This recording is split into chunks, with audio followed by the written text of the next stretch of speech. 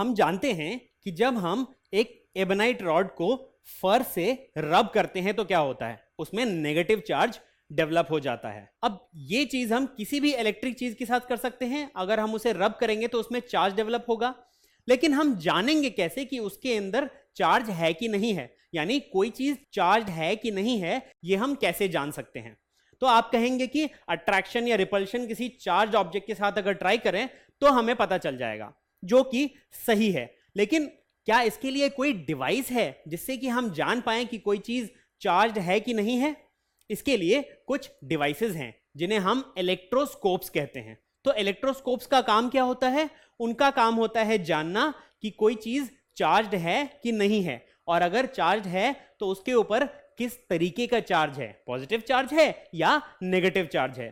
तो पहले हम देखते हैं एक ऐसा इलेक्ट्रोस्कोप जिसमें हम ये जान सकते हैं कि कोई चीज चार्ज है या नहीं है। तो इसे हम कहते हैं पिथ बॉल इलेक्ट्रोस्कोप। तो पिथ बॉल इलेक्ट्रोस्कोप में क्या होता है, आप जैसा देख सकते हैं एक स्टैंड है, उसमें एक सिल्क थ्रेड से एक पिथ बॉल लटका हुआ है।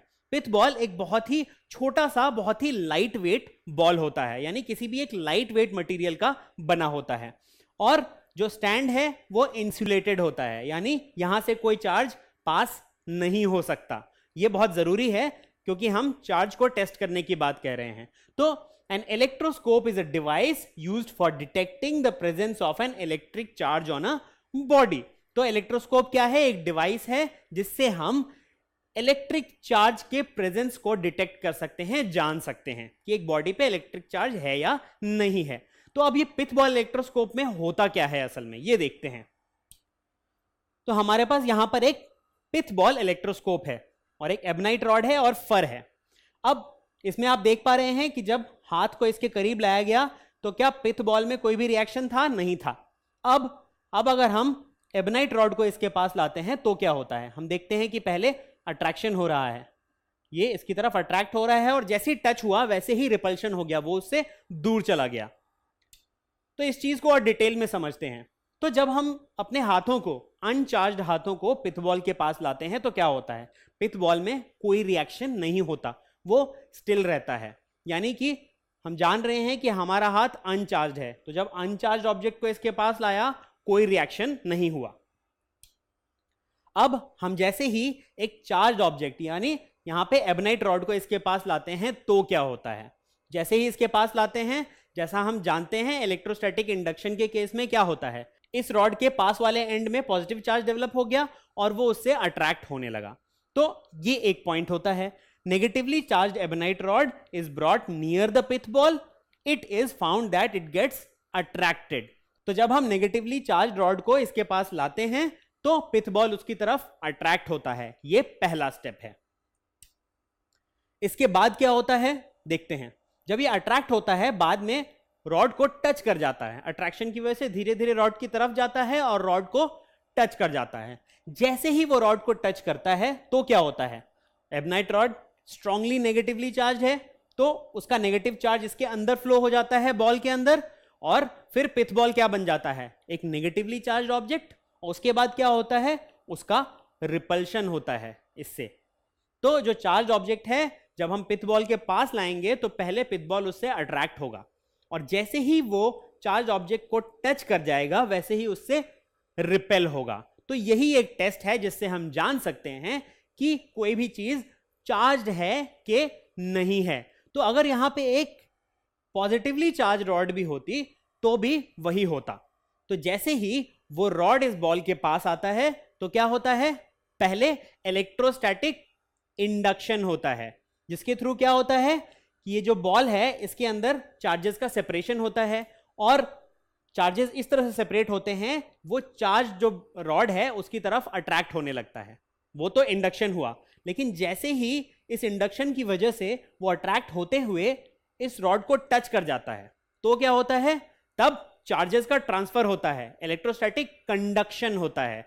तो चार्जेस जैसे ही टच होते हुए ट्रांसफर हुए, तो अब इसके अंदर भी वही चार्ज हो गया जो इसके अंदर था, और फिर क्या होता है? रिपल्शन होता है। तो पहले इंडक्शन की वजह से वो अट्रैक्ट होता है, उसके पास आता है, और जैसे ही टच होता है, कंडक्शन होता है, वैसे ही फिर वो रिपेल हो जाता है, क्योंकि दोनों में एक तरीके का चार्ज डेवलप हो जाता है। तो यही चीज पिथ बॉल इलेक्ट्रोस्कोप में होती है। तो यहां पर हम क्या देखते हैं कि movement of pith ball when the body to be tested is brought near the pith ball. तो ये पिथ बॉल कैसे मूव करेगा कि हम समझ पाएंगे कि कोई चीज चार्ज है कि नहीं है। तो हमारे पास है नो मूवमेंट। अगर पिथ बॉल में कोई मूवमेंट नहीं होता है तो हम कह सकते हैं कि वो चीज अनचार्ज्ड है।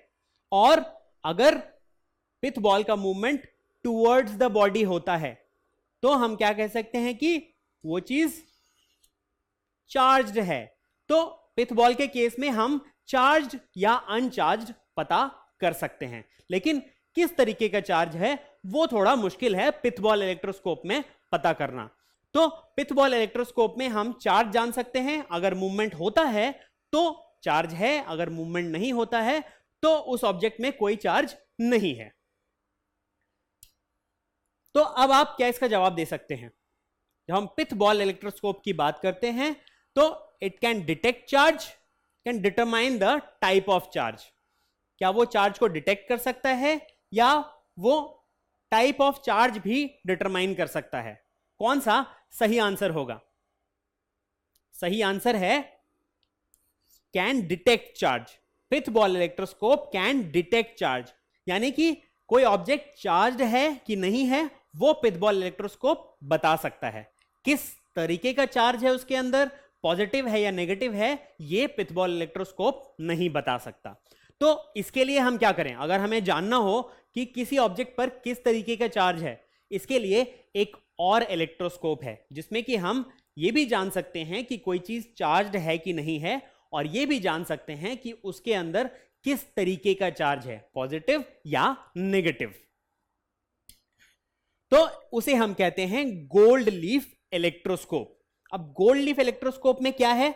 जब हम देख पाते हैं कि हमारे पास ऐसा एक कंडक्टिंग मटेरियल है, ऊपर एक डिस्क है और नीचे में गोल्ड लीफ लगे हुए हैं, यानी सोने के दो पतले लीफ लगे हुए हैं, और यही डिटरमाइन करते हैं कि किसी ऑब्जेक्ट में चार्ज है कि नहीं है, और अगर है तो किस तरीके का चार्ज है। तो गोल्ड लीफ इलेक्ट्रोस्कोप कैसे काम करता है? तो यहां पे एक एबेनाइट रॉड लिया गया है जिसे चार्ज किया जा रहा है।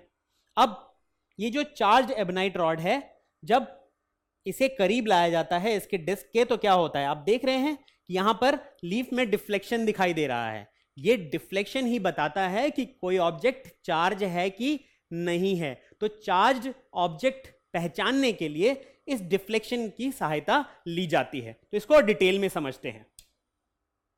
तो हमारे पास एक गोल्ड लीफ इलेक्ट्रोस्कोप अगर है तो उसका कंस्ट्रक्शन कुछ ऐसा होगा। तो हमारे पास एक कैप होगा ऊपर में, ठीक है, फिर यहां पे एक इंसुलेशन होता है इस जगह पे, और हमारे पास एक ग्लास केस है, यानी ये जो केस है ये ग्लास का होता है ताकि हम अंदर की चीज देख पाए, अंदर का डिफ्लेक्शन देख पाए। फिर हमारे पास एक कंडक्टर है, कॉपर कंडक्टर, ताकि चार्जेस इजीली ट्रांसफर हो पाए, और हमारे पास यहां पर गोल्ड लीफ है। तो ये गोल्ड लीफ जो होता है इसके डिफ्लेक्शन पे ही डिसाइड हो पाता है कि कोई चीज चार्ज है कि नहीं है। If there is no charge present on the cap of the gold leaf electroscope, then the gold leaf will be in fully collapsed position, यानी कि वो पूरा कोलैप्स्ड रहेगा, यानी कि एक नॉर्मल पोजीशन में होगा, कोई डिफ्लेक्शन नहीं होगा, पूरा बंद रहेगा। ठीक है, तो इसमें क्या हो रहा है कि अगर कोई चार्ज नहीं है तभी ये होगा। अब जैसा कि आप देख पा रहे हैं यहां पर कोई चार्ज नहीं है, कोलैप्स पोजीशन में था। जैसे ही हम एक नेगेटिवली चार्ज रॉड लाते हैं तो यहां पर क्या होता है, क्यों ये खुल जाता है? उसके खुलने का कारण ये है कि जैसे ही हमने नेगेटिवली चार्ज रॉड लाया तो यहां पर क्या हो रहा है, कंडक्शन हो रहा है। कंडक्शन के कारण कुछ नेगेटिव चार्ज इसमें ट्रांसफर हो गए। ट्रांसफर होने के बाद क्या हुआ, यहां पर क्योंकि दो हिस्से हैं तो चार्जेस क्या होते हैं, इक्वली डिस्ट्रीब्यूट हो जाते हैं दोनों हिस्सों में। अब ये दोनों जो गोल्ड लीफ हैं ये दोनों नेगेटिवली चार्ज हो गए, और बराबर डिस्ट्रीब्यूशन होता है हमेशा, यानी कि दोनों नेगेटिवली चार्ज हैं, बराबर चार्ज हैं, तो क्या करेंगे, एक दूसरे को रिपेल करेंगे, दोनों नेगेटिवली चार्ज हैं, तो इस रिपल्शन की वजह से ये खुल जाता है। तो ये पहले बंद था, नेगेटिव चार्ज आया, दोनों में इक्वली डिस्ट्रीब्यूट हुआ, दोनों नेगेटिवली चार्ज हो गए और दोनों खुल गए, यानी एक दूसरे को रिपेल किया, तो रिपल्शन की वजह से ये गोल्ड लीफ खुल गए। और हम बोल सकते हैं कि ये चार्ज ऑब्जेक्ट था, क्योंकि चार्ज ऑब्जेक्ट होगा तभी कोई चार्ज ट्रांसफर होगा कि ये ऐसे रिपेल करेंगे एक दूसरे को। तो यहां पर एक चार्ज गोल्ड लीफ इलेक्ट्रोस्कोप है। तो हम क्या देखते हैं, जैसे ही नेगेटिवली चार्ज रॉड इसमें टच होता है तो नेगेटिव चार्ज ज्यादा होता है, हावी हो जाता है, और जब नेगेटिवली चार्ज हो जाता है पूरा ये बॉडी, तो ये दोनों गोल्ड लीफ क्योंकि मूव कर सकते हैं, तो ये भी नेगेटिवली चार्ज हो गए और रिपेल करने लगे एक दूसरे को, और इस रिपल्शन की वजह से ये खुल गए। तो जब भी चार्ज होगा इलेक्ट्रोस्कोप तो ये खुले रहेंगे, रिपेल पोजीशन में होंगे, एक दूसरे को रिपेल कर रहे होंगे। अब एक और कंडीशन देखते हैं, यहां पर हम एक पॉजिटिवली चार्ज रॉड लाते हैं तो क्या होता है, फिर से वही होता है, क्योंकि ये न्यूट्रल था और हमने एक पॉजिटिवली चार्ज रॉड को इससे टच किया, तो क्या हुआ, यहां पे इलेक्ट्रॉन्स का ट्रांसफर होगा, कुछ इलेक्ट्रॉन्स ट्रांसफर हो जाएंगे इस पॉजिटिव रॉड में, और जैसे ही इलेक्ट्रॉन्स ट्रांसफर हो जाएंगे तो ये क्या बन जाएगा, ये स्ट्रांगली पॉजिटिव बन जाएगा, यानी ये जो दोनों लीफ हैं ये स्ट्रांगली पॉजिटिवली चार्ज हो गए, दोनों पॉजिटिव हैं, फिर से रिपेल करेंगे, फिर से ये एक दूसरे से दूर हो जाएंगे और हम कहेंगे कि ये खुल गया। तो ये भी एक कंडीशन है, दोनों नेगेटिव या पॉजिटिव, दोनों के केस में हम क्या देख रहे हैं, ये खुल जाता है, यानी कि अगर चार्ज ऑब्जेक्ट आएगा तो इसका खुलना तय है।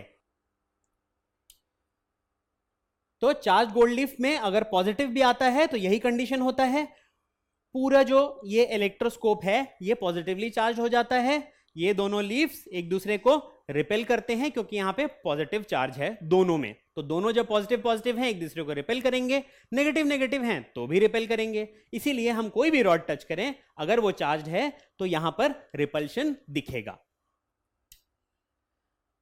तो using a gold leaf electroscope we can find the presence of charge on a body by the principle of electrostatic induction।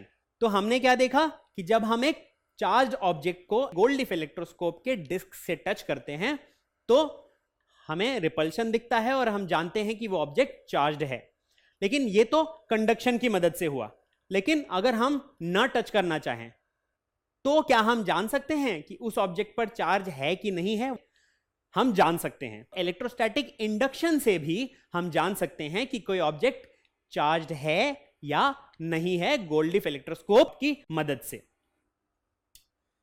तो इसमें कैसे होता है, देखिए हम जैसे ही एक पॉजिटिव रॉड को इसके पास लाते हैं, हमने टच नहीं किया है, तो भी क्योंकि ये न्यूट्रल है तो एक न्यूट्रल ऑब्जेक्ट की तरह बिहेव करेगा, और न्यूट्रल ऑब्जेक्ट में क्या होता है, जब भी हम एक पॉजिटिवली चार्ज रॉड को लाएंगे तो इलेक्ट्रॉन्स उस तरफ उस वाले हिस्से में जाकर जमा होंगे उसके अट्रैक्शन की वजह से, और दूसरा वाला एंड क्या होगा, स्ट्रांगली पॉजिटिवली चार्ज हो जाएगा, और जब दूसरा वाला एंड स्ट्रांगली पॉजिटिवली चार्ज हो जाएगा और यहां पर दो गोल्ड लीफ हैं दोनों स्ट्रांगली पॉजिटिवली चार्ज होंगे तो वो रिपेल होंगे, होगा ऐसा। तो जब तक ये रॉड यहां रहेगा यहां पर रिपल्शन दिखेगा, जो कि हर न्यूट्रल ऑब्जेक्ट का बिहेवियर है। तो जैसे ही यहां पॉजिटिव चार्ज डेवलप हुआ तो इनमें रिपल्शन हो गया, तो यहां पे इंडक्शन के इफेक्ट से भी हम ये जान पाए, और यहां पर क्या हुआ, चार्ज सेपरेशन का हेल्प लिया हमने, बेसिकली नेगेटिव चार्ज एक तरफ चला गया और यहां पर बहुत सारा पॉजिटिव चार्ज डेवलप हो गया। अब इसका अगर उल्टा करें, हम एक नेगेटिव रॉड को लाएं तो क्या होगा, फिर से वही जो एक न्यूट्रल ऑब्जेक्ट का बिहेवियर होगा, यानी कि जैसे ही हमने नेगेटिवली चार्ज रॉड यहां प्लेस किया तो क्या हुआ, इलेक्ट्रॉन्स रिपेल हो गए, दूसरी दिशा में चले गए सारे, तो दूसरे वाले एंड पे जाके वो जमा हो गए, ये एंड स्ट्रांगली पॉजिटिवली चार्ज हो गया और ये एंड स्ट्रांगली नेगेटिवली चार्ज हो गया। तो अब जब स्ट्रांग नेगेटिव चार्ज है यहां दोनों लीफ पे तो क्या होगा, फिर से रिपल्शन होगा, नेगेटिव नेगेटिव एक दूसरे को रिपेल करेंगे, लाइक चार्जेस हैं, तो फिर से हम यहां रिपल्शन देख पाते हैं। तो इंडक्शन के हेल्प से भी हम जान सकते हैं कि कोई ऑब्जेक्ट चार्ज्ड है कि नहीं है with the help of gold leaf electroscope.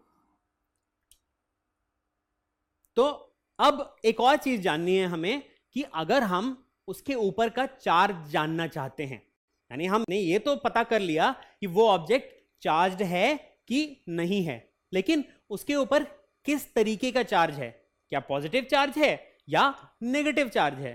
तो अगर हम जानना चाहते हैं कि किस तरीके का चार्ज है किसी ऑब्जेक्ट पर, तो हमें गोल्ड लीफ इलेक्ट्रोस्कोप को पहले पॉजिटिवली चार्ज करना पड़ेगा। तो अगर हमारे पास एक positively charge gold leaf electroscope है तो उसका इनिशियल पोजीशन क्या होगा?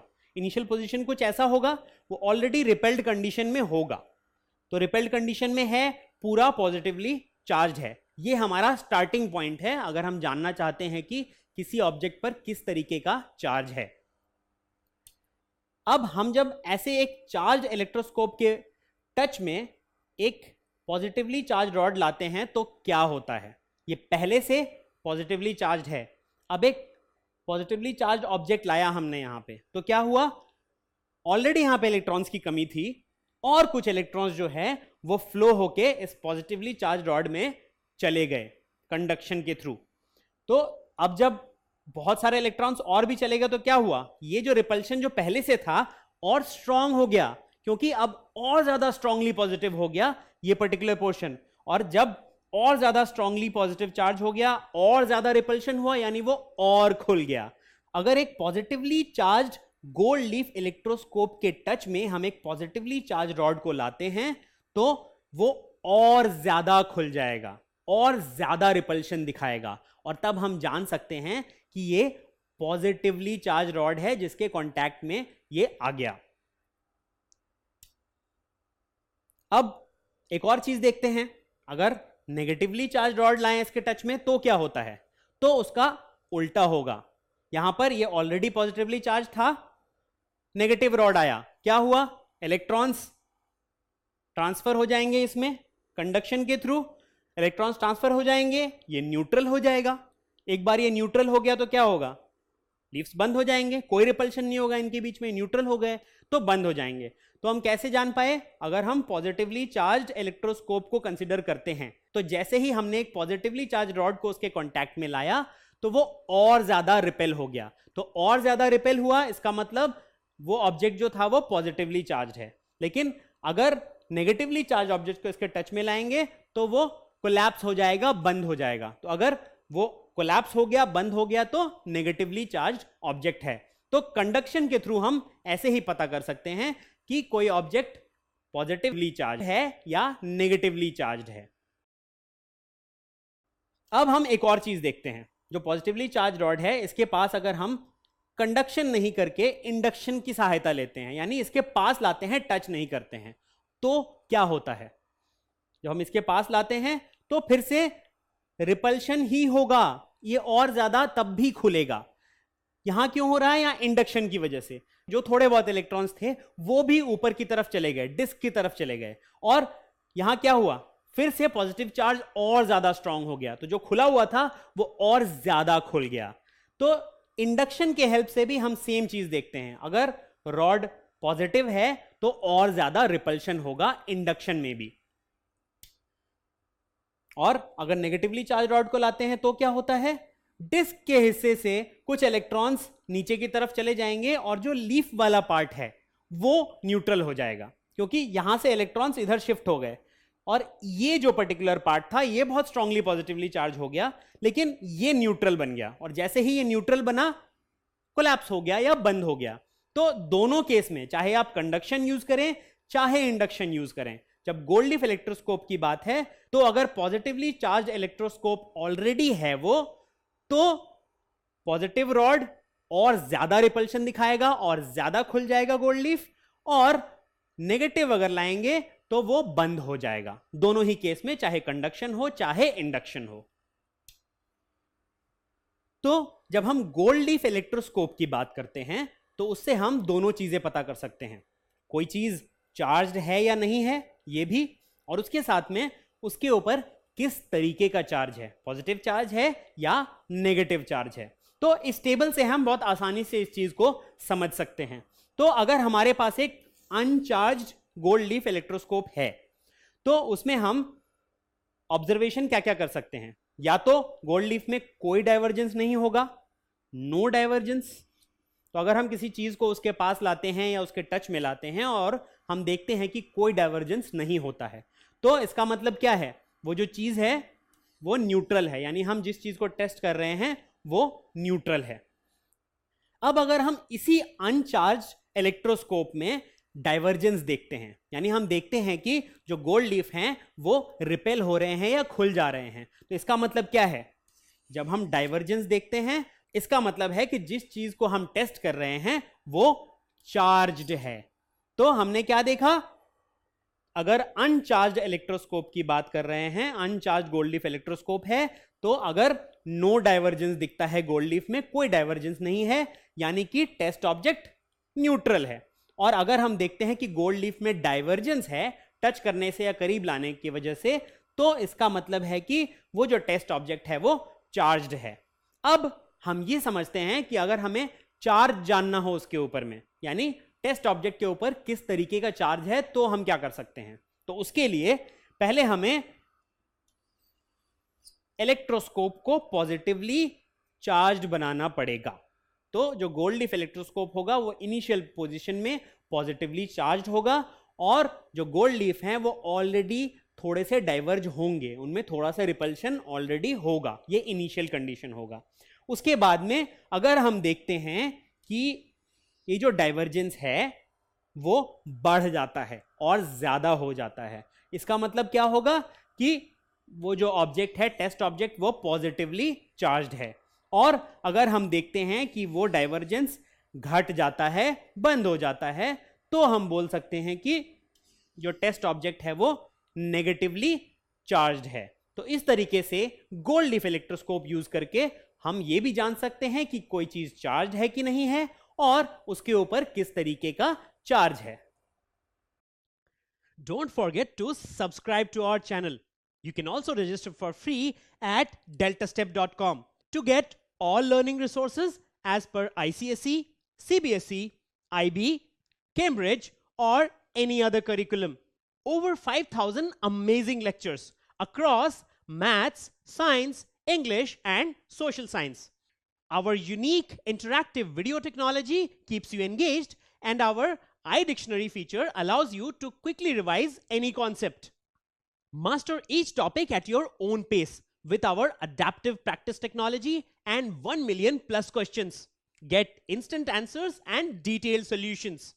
Be exam ready by taking unlimited mock tests, performance analysis along with actionable feedback, personal tutors to resolve your slightest of doubts. That's not all. You also get amazing prizes like PlayStations, iPads, watches, and many more, along with certificates through our Earn As You Learn program. So at deltastep.com, learning is not just fun and easy, it's rewarding too. So register for free now.